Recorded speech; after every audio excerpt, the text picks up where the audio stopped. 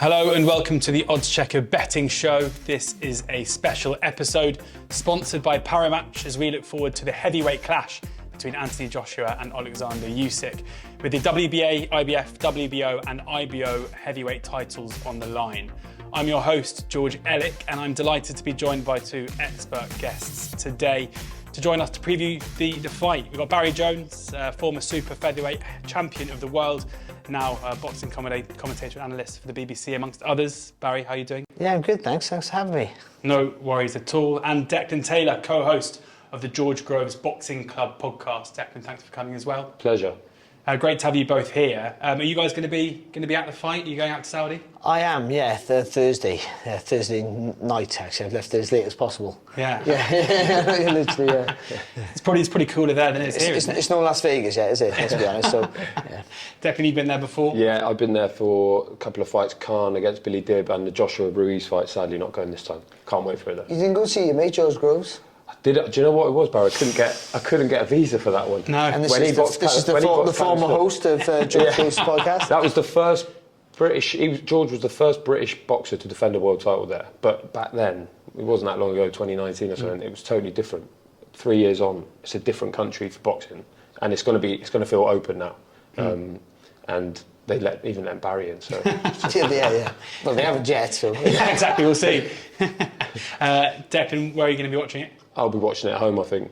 These sorts of fights, I sometimes quite like. I'm working usually on these fights, so the odd occasion where you're not and just sat there watching it, it's nice. You must agree with that, because it's different when you're working, and it's a different vantage point. It depends where you are. So if you're commentating, so you're going to be ringside. That's the best seat. And so you get to concentrate on it when you're working. If you're doing what you're doing, you might have people around you and you might be 5 rows back, or if you're in Las Vegas, up in the gods. People stand up in front of you. Yeah, so you can concentrate. So I didn't go to George Groves versus Cal Frost because I wanted to watch the fight. I know if I was sat there, wherever I was sat, wouldn't be able to concentrate on that and the actual what was going on in the ring. So you do tend to think sometimes you can watch at home and really, really, really watch the fight. But you miss the great atmosphere. Well, if there is any. Yeah, we'll see about that. And also, I guess, when I say where you're going to be watching it, given how late it's going to start, there's no really option to watch it at the pub, is there anyway? I don't understand it, and I moan about this all the time. I do not understand why apparently it's going to start at 11 p.m, which is quite strange. Over there, that means it's going to be 1 a.m. Yeah, 1 o'clock, something like that. Yeah, weird. It's late. For the Ruiz fight, it started raining all day. It was totally bizarre. So it looked like they were going to call the fight off. Yeah. Luckily, this one's indoors, so it doesn't matter what the rain, if it comes or not, but it won't, hopefully. Yeah, well, enough chatting about the weather. We're about to get into the preview now, but before we get into it, time to tell you about Parimatch's sign-up offer. They have Usyk at 40 to 1. 40 to 1, that is, to beat Joshua. That is for new customers only. He's currently 8 to 15 to win the fight, but for new customers only, Parimatch going 40 to 1. That's a max £1 stake, and the enhanced odds, the winnings will be paid in free bets. As always, T's and C's do apply. 18 plus only, and be gamble aware. Let's get into the preview then. And I think whenever you're looking at a rematch, you've got to start, I guess, with the first bout. And for those who may not remember from last September as well, Barry, where do you think Usyk won that fight, and what is the significance of that going into this time? Well, I think the tactics of Joshua weren't the best. I thought Joshua was going to win the fight, to be fair. I thought he would be able to impose himself physically, and that would have been the difference. Because Usyk is a genius, but he's not and he's obviously tied with Lomachenko, who's obviously from the Ukraine. They both won Olympic gold medals in the same Olympics. Obviously, Lomachenko won in 2 Olympics, but they both won in 2012. And they're tied together, their careers. But Lomachenko was a better mover than Usyk. Usyk wears you down. He puts pressure on you with the front feet, and he blocks and counters with shots. So to do that, he did that as a cruiserweight superbly well, and just beat everyone out of sight. Just one of the best runs of cruiserweight in cruiserweight history he had, if not the best run. But to do it at heavyweight against someone like Anthony Joshua, who's big and strong and powerful, I couldn't see how he would be as effective. So I thought, in the end, Joshua, if not early, would be able to hit him off balance enough to unsettle his rhythm and in some way knock him out. That's what I thought. But he couldn't, because he didn't box the way that everyone thought he would have and should have. He decided to get on his toes and think he needed to be lighter and faster against a smaller, faster guy, which is wrong. Which we all, in hindsight, but it's wrong anyway. I don't understand how they thought that would be the right idea. So what you don't do is leave all your good stuff for later on in the fight. You show him early. So for Joshua, he got raw strength and power. So you show Usyk that early on, put him off, hit him off balance, put him under pressure, make it hard for him to box his own fight. But Joshua thought he could box with a boxer, and he was woefully second. I thought the scores were too close. I think he was a mile behind, and yeah, and he needs to change dramatically, because I can't see, if he boxes anywhere like that, how he gets close to a win.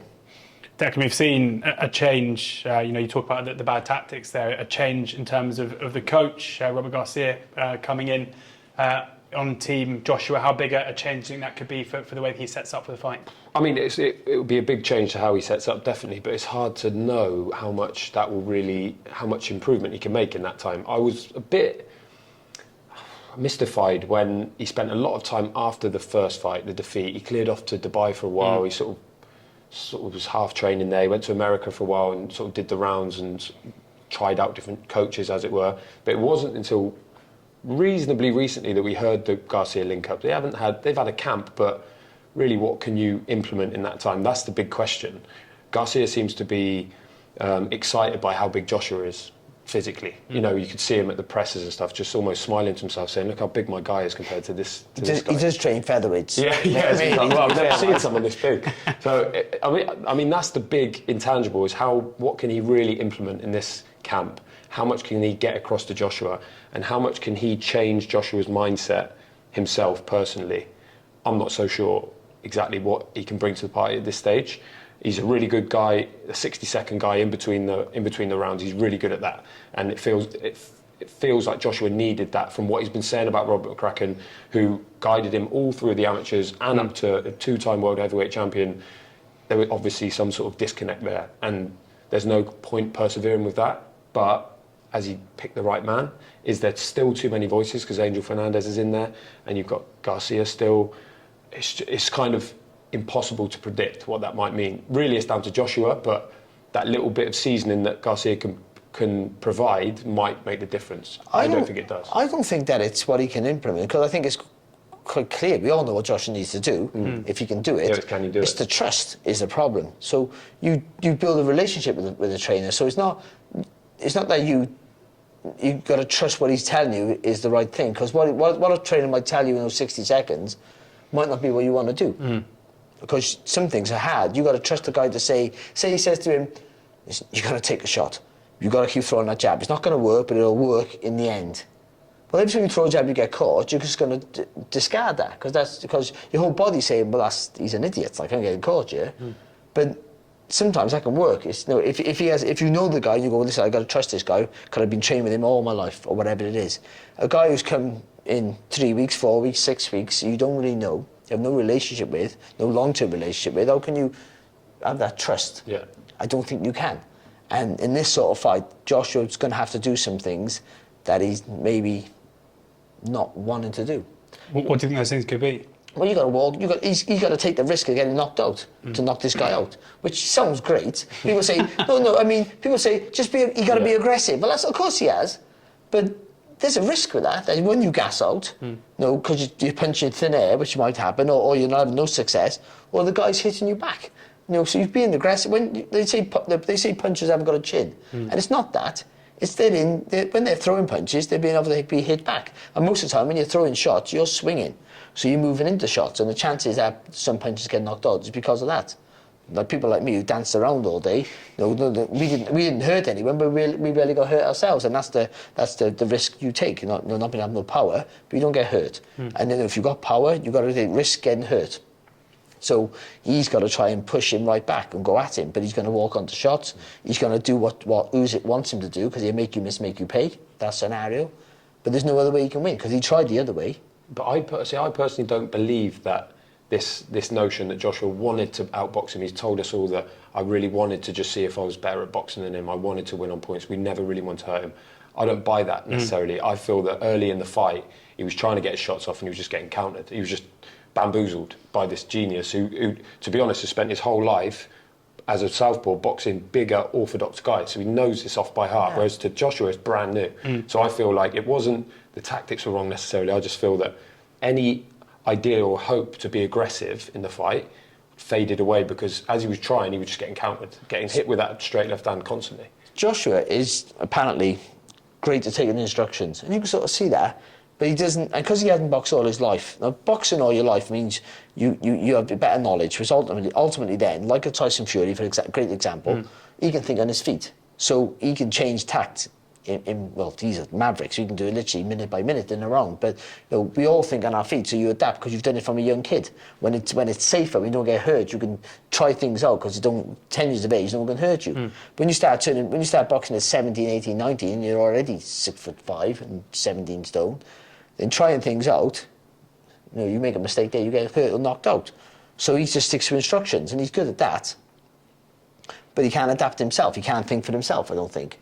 That doesn't mean he's not a clever fighter. Well, it does mean he's not a clever fighter. It totally means that. I don't know what I'm talking about. But I mean, it doesn't mean he's not a good boxer. But I think he tried to become that, didn't he? And the fact that he can listen to instructions and implement them in a fight is a fantastic asset. But you need the right advice in the corner. If you're getting the wrong advice in the corner, then you're just doing the wrong things because they're telling you to do the wrong things. And again, I go back to that trust as well. You need trust in somebody what he's telling you is the right thing, even when it's not initially working. And I've been there where I've done things where my corner and have said, do this, and I've gone, that don't sound right. And I've thought for myself. Did you do it? No. Nah, surprise. No, but as an amateur, I've lost because of it, by the way, and I might have lost anyway, but you'll never know. When you tend to think, but you've got to trust people, and that's the problem. And also, not to think on your feet. If you don't trust him, and you can't adapt yourself, because you haven't got that depth of knowledge, because you haven't been boxing all your life, then what do? You end up just doing nothing.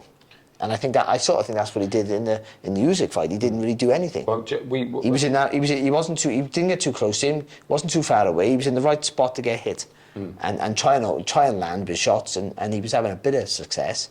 But Usyk makes you feel it.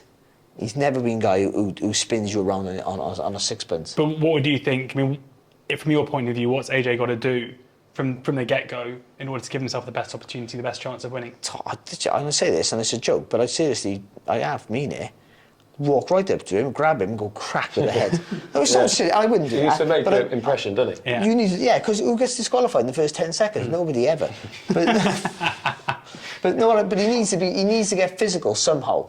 So and also losing weight. You think you're in with a faster fighter, so I need to get slim down to go with him speed for speed. And no, you don't. Be an 80s heavyweight. And by that I mean an American 80s heavyweight who jab you to the shoulder. They hit you off balance. Bam, solid. Because remember, the head moves, but the body pretty much stays where it is. So when you've got a guy slipping and sliding and making you miss and doing all this rubbish, it's brilliant. But if you hit his body's pretty much in front of you, unless he's shifting like this, and he's not.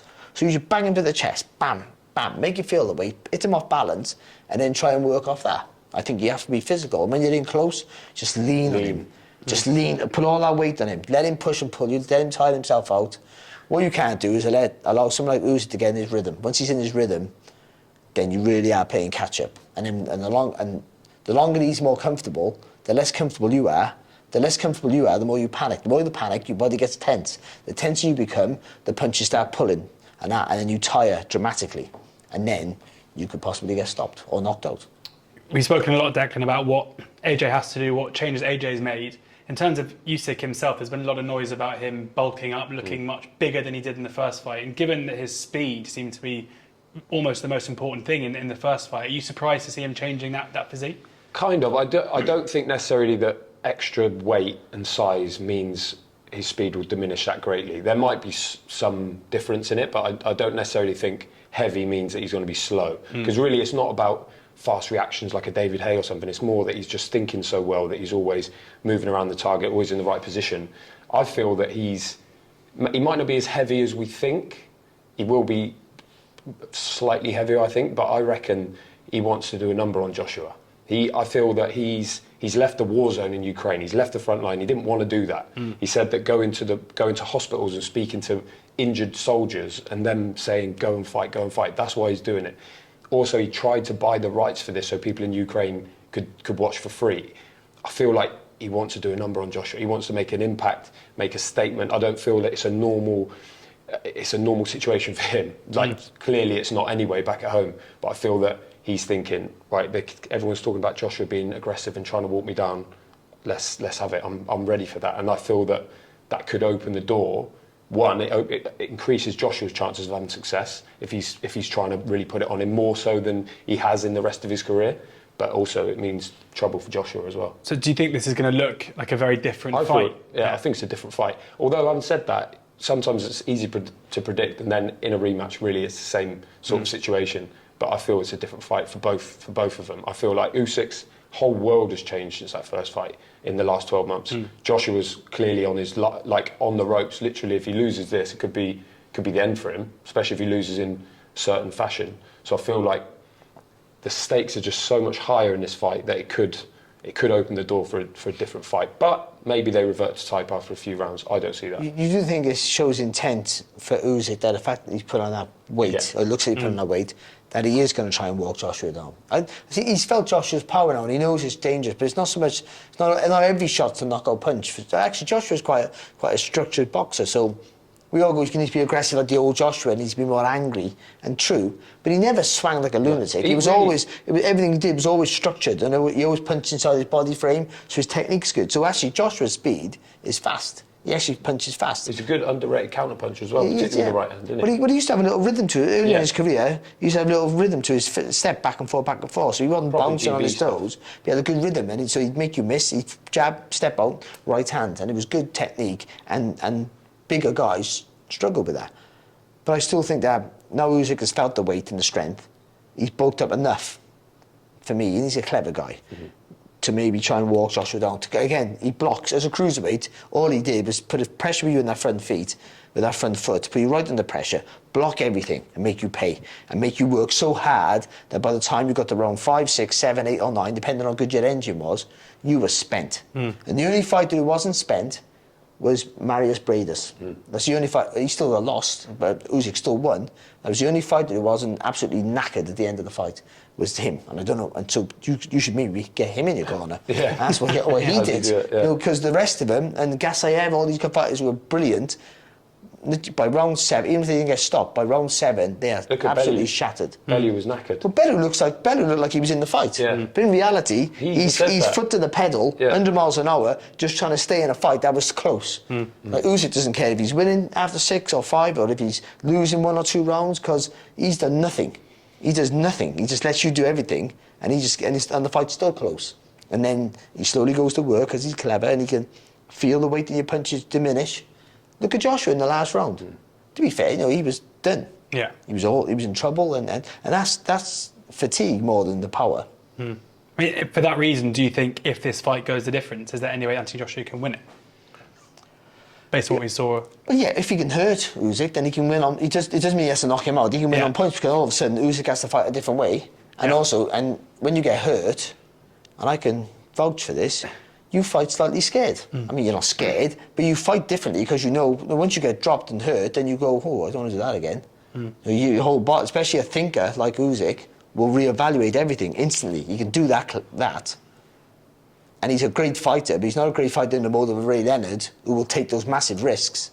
All those fighters, he's not one of those great fighters. He's a great fighter where he's like a computer. He calculates everything all the time, but it's always about what's the best. Ironically, for this channel, what's the best odds? It's all about odds for him. This is the best way to go. This is the best way to go. This is the best way to go. And it's never about, I just need to take this risk for greatness, like other fighters would. So if he gets hurt, he will box it. He'll get on his toes, which he can do that. And we've seen him do that in the past with the World Boxing Super Series, when the 5-round amateur competition. They do 5 rounds with no vest, and he did that early in his career when he beat Joe Joyce. And he just got on his toes and danced, and the rest. So he can do that if he needs to, but I don't think he needs to. Is there a chance, Declan, that's mirrored what you said there about boxing scared when you've been hurt? Is that mirrored in Joshua's career here? Because the first hit he's taken in the defeat last year, if he loses again here, how close are we nearing to the end of AJ as we've seen him over the last decade? I do feel that his whole mind frame has changed slowly throughout his career. He's blowing everyone out early on. He got wobbled by Dylan White, came back to stop him. He got dropped by Klitschko, and then obviously the Ruiz fight happens where everything changes for him. And I do feel, I always think that calling him gun shy is a little bit harsh and maybe a little bit extreme. But I do feel that there's been a change in the way he throws, maybe a reluctance to just open up with the backhand, like you were saying. That was his main weapon. And then when you're in there with someone like Usyk, who's catching you on the way in, or he's forcing you to throw and then countering you, then just that instinct of, right, I'm just going to try and land these big shots, these straight shots, which is what Garcia wants him to do, that's gone a bit, or certainly changed from the old days. You can look at the Povetkin fight. He started that fight, he's trying to box Povetkin, he's getting lit up at times by Oleksandr Povetkin. He obviously stops him in the end, really good finish, but there was sort of, writing was on the wall, there were some strange things he was doing, he was boxing with his hand down. Afterwards he talked about wanting to be like Floyd Mayweather, and you just think, is this a confused guy, like really? And in no way disrespectful, but is he confused? Is he caught between a number of stools because he came to boxing reasonably late? So this stuff is only just coming to him now as a world champion, rather than establishing what he does and thinking, that's just all I'm going to do now. I think that he's got a few little options in there, and sometimes it muddies the waters a little bit. I would say that as a trainer, I've never trained anybody, but you want your fighter to evolve, so opening his brain up and teaching him new techniques and honing your skills, but also getting better things you can't do is what you want to do. You want to evolve, ultimately be the best at everything, be the all-round fighter. That's great. But what happens so often, we've seen it with Josh Taylor, and I think we've seen it with Joshua, is you can teach them loads of other stuff and open their mind to all these other things they can do, and it takes away their superpower. So say for Josh Taylor, this is not Josh Taylor's podcast, but he was a guy who was a volume puncher and was great under pressure, and then they had him boxing on the back foot trying to be like a slick counter punch. It didn't work. And the same with Joshua. Joshua was a guy who, even though he was a boxer, every punch has an intent. So it was to hurt you. And also when he was in fights like with Dillian White and others like that, when he got hurt, his first reaction, once you open someone's brain, I was trying to say, you almost can't go back. Once you make him a thinking fighter, which you should do, it's great. But no, you think about everything. So like when I get hit with a punch, I go, this is not good. So I go, right, no, well, it's not. Yeah. But I go back, so I'm scrappy. I go back to what I'm like, because we all come from really poverty-stricken areas or whatever your life is. And then you go back to what you were like as a kid. So I'm scrappy, but I get to get through it. So for me, as a kid, it was like the fight so I could run away, just enough so I can go. So that's all I did as a ring. When I'm under pressure, that's what I do. For Joshua, when he got hurt, he got hurt, and he just think, I got to hurt you now before you hurt me again. Because in the street, with big guys, that's what it's like. If I don't hurt you now, I'm done. So he'd go back to that instantly. That was his raw, natural instinct to go. Now, when he got hurt with Dillian White, he didn't think, right, I've got to keep my shape here and I'll get beyond the jab. He just went, what? Yeah. Because he had that power. He knew he had it. But now you've opened his mind. So he goes, oh, hang on, I need to reassess this and step back and do all the right things to do. But it don't work. Because you've taken away his superpower. That was it. You think you've hit him, and then he goes crack, and you go, oh. And he don't do that anymore. And I'm not sure if they can ever get that back, but they need some of that for this. Because Usyk's going to hit him regularly. And they're not going to be shots that are going to knock him out, but the shots he's going to feel. And the shots he's not going to know how they hit him. All these things are going to happen. And I've been there when a guy who could punch harder or better, faster, and they hit you with shots, and you can't figure out why they hit you. He's right in front of you, and you can't hit him. Where is he? He's still there. But why can't I hit him? Because he's leaning back. Okay, I'll step forward. And then he goes there. What? And then every time you make a mistake, he makes you pay for it. And did we see that in the first fight as well, where Joshua claimed that he couldn't see in the last few rounds because his eyes had swollen up, and that was just relentless. That's the peppering of punches in your face. And unfortunately, that's what happens. Of course, yeah. So, and all these things we're saying about Joshua, what he has to do, he's got to do it. But there's things he's not going to want to do. He's got to walk through punches. He's got to risk getting knocked out. So, we're all saying that, it's easy what you got to do. Just go steam him, feel that physical strength and power, grab him, headbutt him like I did, like an idiot. All these things, but be physically tough and rough and use that strength and size. You're a massive man. But, you can be knocked out doing that. So it's easy to say, it's harder to do it. And that's where it goes back to the trust with the corner. There's loads of things that are not in his favour, I think. Training people in this training camp, the fact that Usyk's a better thinker all round and a better, really has a better boxing brain, so them boxing each other, even though Usyk won, so you always favour the winner, but even if he wouldn't have won, because he has a better boxing IQ, he'll be able to take lessons from that more than Joshua could. Joshua's relying on other people to tell him, what went wrong and why he has to fix it. Where Usyk will have that, but he'll know himself. And there's a big difference between that. There's learnt knowledge and taught knowledge, and the two different things. He's also come in now, Usyk. That was his first real major test at heavyweight against an elite guy. Obviously, he boxed Chisora, and he boxed Chaz Witherspoon, and whoever else it was. I think it was someone else. But That's it. No, so then Joshua is his first real elite heavyweight, and he's done the business like that. So what he would have gained from that is massive. And also, he's now confident, I've got this big world champion heavyweight and I've absolutely done a number on him, not a problem. Joshua, on the other hand, had never boxed anyone like Usyk in his life. So he will have the 12 rounds of that knowledge now, which he can carry into this rematch. But I feel that Usyk's gained more from the confidence of what he did to Joshua in the first fight. And that's why he's bulked up, for me, because I think he knows. He knows, Yeah, those shots were hitting me back a little bit, but now I know if I put a bit of weight on, no, they're not hurting, they're just physically pushing me back. If I put a bit of weight on, I can just absorb that a bit more. But we're writing Joshua off here.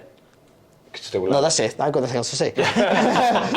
But what I mean is, he still has that power. Yeah, of course. And he still keeps, and also he's a correct puncher. And I say that, but he punches inside his body frame where nothing swings, so he turns his body. So he's got really good technique. So everything's inside his body frame, which means you can attack and be defensively sound when you do it. So there's loads of things he got in his favour. He has that power and he could hurt you. And we didn't see him catch Usyk with a real quality smashing right hand or a really flush left hook. And can Usyk absorb that? I don't know, because many heavyweights can't. And I think if Joshua hits you clean, he can knock you out. So there are good signs for him. It's not out of the realms of possibility that he can knock Usyk here to next week. But he has to take that risk, that leap of faith, and it's still, and the chances are that might not work. And he might have to take 3, 4, 5 of them throughout the run and just believe that I can just do it. And I don't know whether he has that in him. Well, before we move on to the undercard and your tips as well, I mean, in a week, Declan, where we've seen Tyson Fury retire yet again, Anthony Joshua is 32. What do you think the two paths after this fight would be for Joshua if he wins and if he loses? If he wins, I think Tyson comes out of retirement straight away and they have the fight. To be honest, that's what I think. I know it's a good bargaining chip for Fury now because he's like, well, I'm retired, you better pay me. You know, they're going to make mega money anyway. He's saying it's strategically timed, this retirement. I feel like if he loses, this isn't the end of Joshua. He would make massive money. It's whether he wants to, whether he really can he be bothered to do that again. Like, does he really want to live in a hotel in Loughborough when he's a multi-millionaire with his whole life ahead of him? Does he really want to do that again? I don't know. If he wins, then there's not a question for him. But he's been a multi-millionaire for a long time already, and he's still doing it. I think for his legacy, this is the word that everyone uses nowadays, for his legacy, he's got a great resume, maybe the best of the crop. But he hasn't boxed Joshua, he hasn't boxed Wilder, and he hasn't boxed Fury. So they've got the 3 best heavyweights in their generation, and 2 have met each other, and he hasn't. And that admission will always be a shadow of his career. So even if he loses with them, that ties them together in what will be a great trilogy and makes this era all of a sudden a great heavyweight era. But right now, it pales in significance compared to the 90s and the 70s, which were, for me, the 2 greatest eras, 70s up there, above them all. But if they were to meet, all 3 of them have a little round robin, and that lure of that would be enough, I think, to keep him going. Plus, he just signed a massive deal with another TV company, so I think he sort of owes him a couple of fights. Well, his problem is if he loses, like in a Fury fight, he's got no or very little bargaining power at the table, and like that's where these fights break down a lot of the time is on splits. And can you imagine what Fury's going to offer him if he's off the back of 2 defeats and he's retired as an undefeated world heavyweight champion? I just wonder if that will get in the way. If he wins, that's not a problem. But if he loses, same with a Wilder fight. Has he got the pulling power? I think yes, and he's got all that money from DAZN. But yeah, I think we'll still see him again regardless of the result. And what about if Usyk wins? Who do you see him fighting next? He will generally fight them all, I think. I did say a long time ago that he would, just before the Wilder Fury 3rd fight, I did say that Usyk stops Wilder. I mean, makes him cry. Just so frustrates him so much that he just walks out and cries. Does a no mask like. But after seeing how tough Wilder was in that 3rd fight, I'm not so sure now. Actually, I think it's a really hard fight. But I do think he's one of those guys that if he totally dominates Joshua now and stops him, who wants to fight him? Because he's a guy who can frustrate you, and then possibly knock you out. So he becomes a like a real threat. But Fury will fight him. It'd be a really boring fight, I feel. Like one for the purists. But yeah, I think he does fight them all. I do. There's no TV companies in the way, I don't think, for those. So I think. Who'd be favourite in your eyes? Fury, Usyk? Oh, Fury. Fury for me. Yeah, Fury. The size and even his IQ's good, and he got so many advantages. And Fury can box so many different ways. Like he beat one guy. He got two guys on his record really that only stand out. But one was the best of his generation. He had 10 years undefeated as a champion, and the other one was one of the biggest punchers ever lived. And he beat the other one 3 times. The first one was a draw, but he won that fight. But he beat him 3 different ways. He beat Sefer as well. What's that? He beat Sefer as well. We all deserve a gimme now and again. But he beat the same guy 3 different ways. He beat the most dangerous heavyweight on the planet at that time in 3 different styles. That's a genius. It really is. Not always pretty to watch, but always really effective. Let's have a quick look at the undercard as well, for those of us who'll be looking for something to do before 11 o'clock at the earliest. Any highlights there? Anything people should be making sure they tune in for? Not really, mate. Callum Smith. Callum Smith's in an eliminator for a world title, then Against Bauderlique. Yeah, but an Olympian, a good fighter actually. I was watching him today, and he's not bad, but you've got to favour Callum Smith because he's so he's so big and so powerful. Badou Jack could be. Theoretically, he's on the undercard and he's boxing a guy who's undefeated. Might not be very good, but could still get a world title fight. And he's 38 years of age.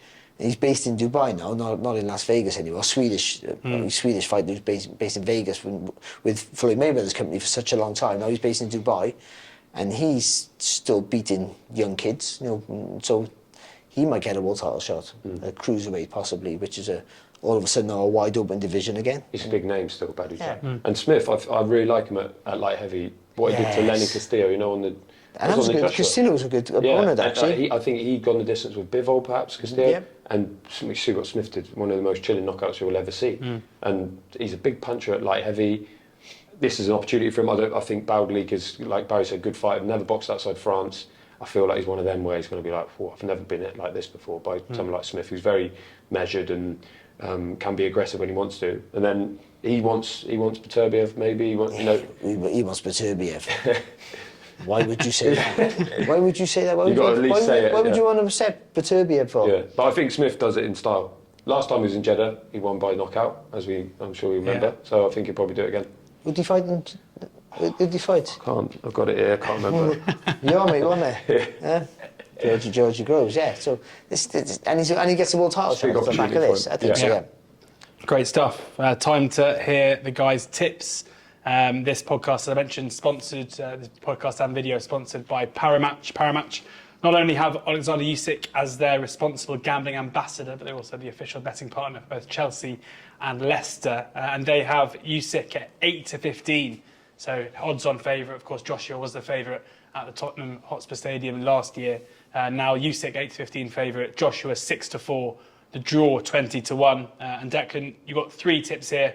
Barry, you've got 1, and interestingly, a bit of a tease. They've chosen the same 10-1 shots. That could be one to follow.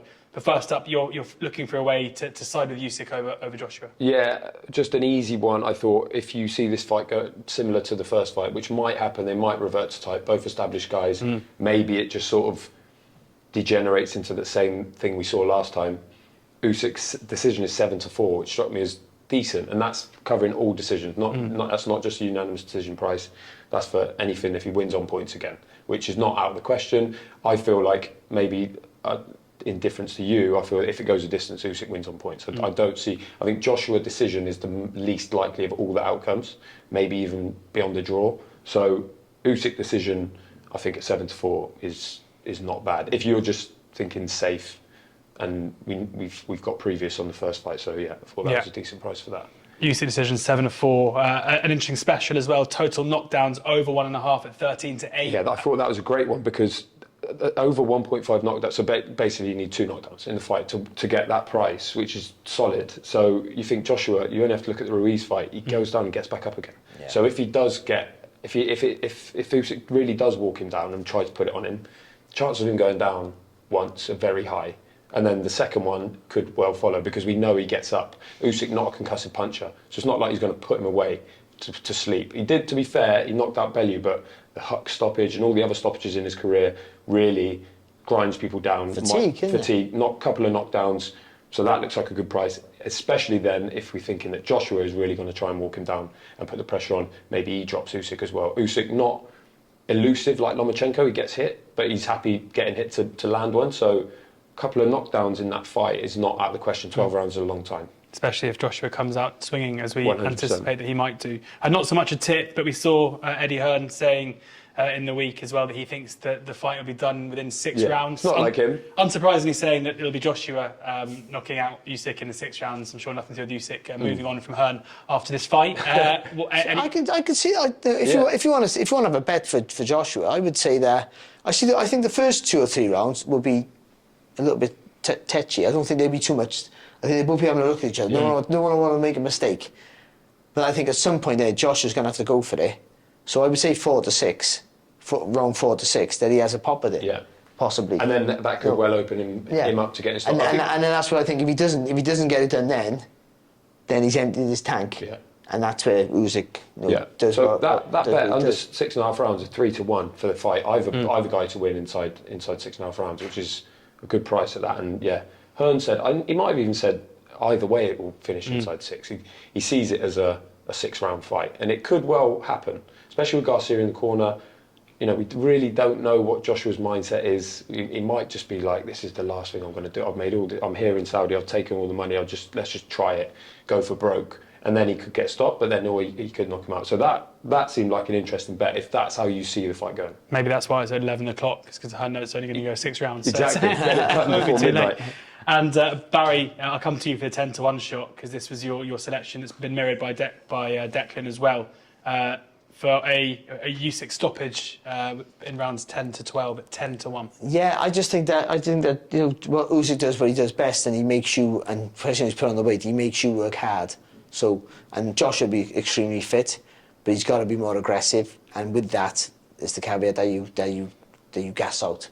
And I think that's what he'll do. I think Joshua's energy will deplete as the rounds go on if he doesn't get out there. If he doesn't get Usyk out there early, his tank depletes as the fight goes on, and then when you get to round 7, 8, 9, he's knackered. But Usyk doesn't take massive risks.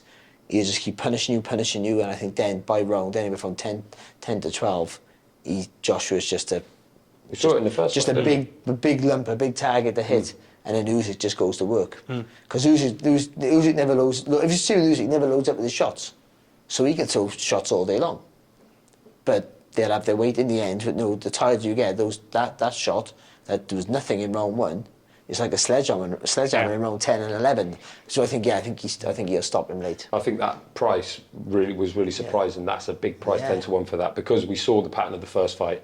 If Joshua has sort of put a bit more into the early rounds, he could be really knackered by that point. And if Usyk is bigger, he just does get the stoppage. He almost got it in the first fight.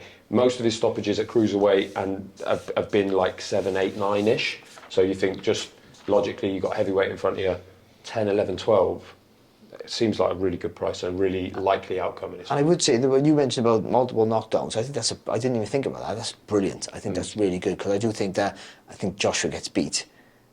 But Usyk is not a concussive puncher, and so I do think Joshua gets up. Yeah, a couple of knees from exhaustion. It'll be fatigue that's doing the job. So I think that that shot that you could take in round 1 would be the same shot that knocks you over, but you can get up from it. You just get knocked down. I think that literally there can't be too many knockdowns. No, I would go that far. Yeah, Ruiz was just up and down. I think it was 4 times in the end, where it's just he's up. Okay, he's not quite back with it. He's down again. He knows what he's doing. I'm also interested to see what Garcia does if he's in real trouble. Will he pull him out? Could he pull him out? Will someone save him in any way? I would say if we go into type, an American training a big fight, they'll let it go. Not going to pull you out. Yeah, they'll let him go. Yeah. So then the knockdowns are more likely. 10 to 1 there, rounds 10 to 12. Usyk selected by both the guys. And a reminder that there is a special for viewers and listeners to this show. 40 to 1 Usyk to beat Joshua, £1 max stake for new customers. Those winnings will be paid in free bets. T&Cs apply, 18+. Be gamble aware.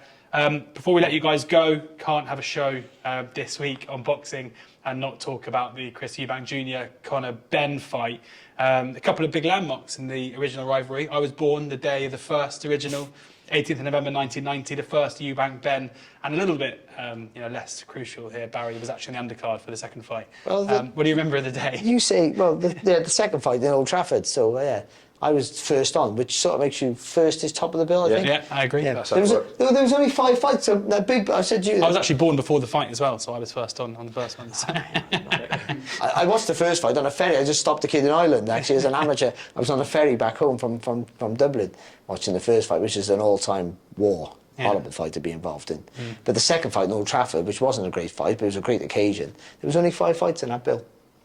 The big bill's end. It was only ITV. They only showed 1 fight. So yeah, it was a huge occasion for me.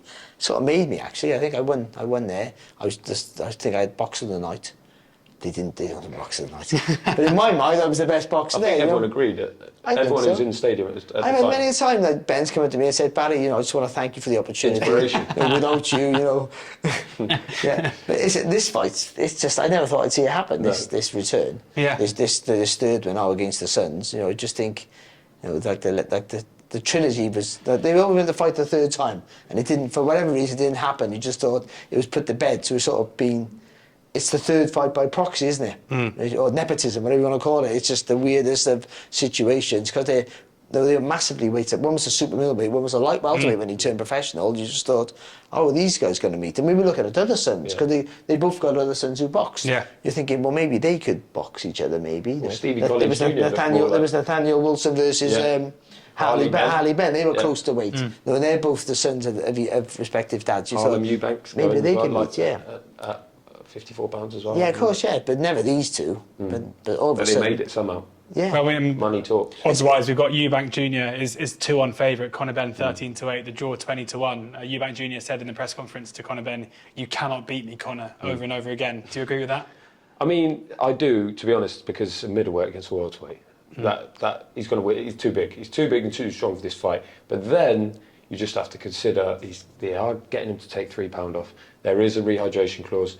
He doesn't have a trainer at the moment. He started camp this week. He wants his dad in the corner. He can't go with his dad. So he might get Roy Jones in after all. He says he hasn't got a nutritionist for this fight, which is crazy. Don't know if he's lying or not. You never really know whether he's lying about all of it. Yeah, could be lying about all of it. And he could just be spinning a yarn and everyone starts thinking maybe it's closer than it is. But in the cold light of day, there is no way that Conor Benn at that size can beat Chris Eubank at middleweight. It just is not going to happen. But you just never know, do you? I agree with you actually, but but you don't never know. And I think if Ben's got this is what's unique about this. You've got 2 rich kids who don't need to box for no reason except for they just want to. No, who are pretty good. No, most Nigel obviously and Chris. They come from rough areas, so they grew up they box to get out of the life that they grew up in. They want to better themselves. We've got 2 kids here who should be riding ponies. I'm not even joking. I'd watch it. They can do whatever they want to do. They got, and I know. Charity horse race. I know Conor. Yeah, exactly. I know Conor said when he came over to England, he had like a couple of £100 and he had to go and live with his nan's back room or something like that. But there's a massive comfort blanket back home. If something happens, there was a safety net for him with his dad. No other people don't have that when you come from nothing. There's no safety net. You just go for it, or you go back to living in a 1-bedroom bedsit or whatever it is. It's a council flat. That's how life was for us. So they haven't had that. It's quite unique, but they have their dad's traits, both of them, exactly. Like Conor literally is going around looking. Because he hasn't got that background to draw from to get him angry, and he needs to be angry to be at his best. He's angry at you. He'll listen to this and he'll be angry at me, and but I don't mind. So he draws at that. It makes him a better fighter. And Eubank Jr. is just as amazingly, elegantly dismissive as his dad was. He did the presser. He's like the worst character for a Ben. Eubank is the worst character to put in a room with a Ben for wanting to wind him up. Or the whole family. It's just fantastic. And it'll be a good fight. And Ben will give it his all. It's going to be a blinding fight. But Conor Benn, we've never seen him in with a puncher. And not just, Eubank's not a huge murderous puncher, but he's a middleweight. Yeah. So I'm interested to see what he does when he's got small gloves on the night? Like, what's We've going kind of been having ticked the boxes about what else when he hits someone. What Eubank Jr. got is a great chin. You haven't got his dad's power, but you got his dad's chin. And he's been at a higher level. But not making the weight's a factor. The dehydration causes a problem. That's the biggest issue for me. Because you don't mind, you can make the weight. He's got to hold it then for another day. I know that, and also the rehydration to check weigh in on the day is not like 8 o'clock in the morning, like it's 11 o'clock, which makes it like a same day weigh-in. Like I used to when I turned pro back in the 40s. But that was difficult. That was because you got like from midday then, and also when you're making weight all the time, your body shrinks, your stomach shrinks. So you think I'll just eat loads of food. Then your body will react to that in an unfavourable manner. You sat on the toilet all day of the fight. That's what happens. So you have to eat the right amounts, small amounts, to get your body back in, to get the strength back. But you weigh in at 12 o'clock the day before, you've got enough time to do that. No, he hasn't, and that'll be the issue. But apart from that, you've got to favour Eubank Jr. He's got the pedigree, the size, and the chin. Sounds like we should come back here in 6 weeks and sorry, preview the fight again. I think. Thank you very much to both Barry and to Declan for sharing their thoughts ahead of the Joshua Usyk fight on Saturday, and thank you to Parimatch for sponsoring the show as well. Do check out that welcome offer, 40-1 Usyk for new customers. Max stake £1, winnings paid in free bets. 18 plus. Be gamble aware. T's and C's do apply. Do check out the oddschecker site for all of the different betting markets ahead of the fight as well. Hopefully a couple of winners tipped up by the guys. I'm excited to back those after the show. Do enjoy the fight, and as is always the case, please ensure that you're gambling responsibly.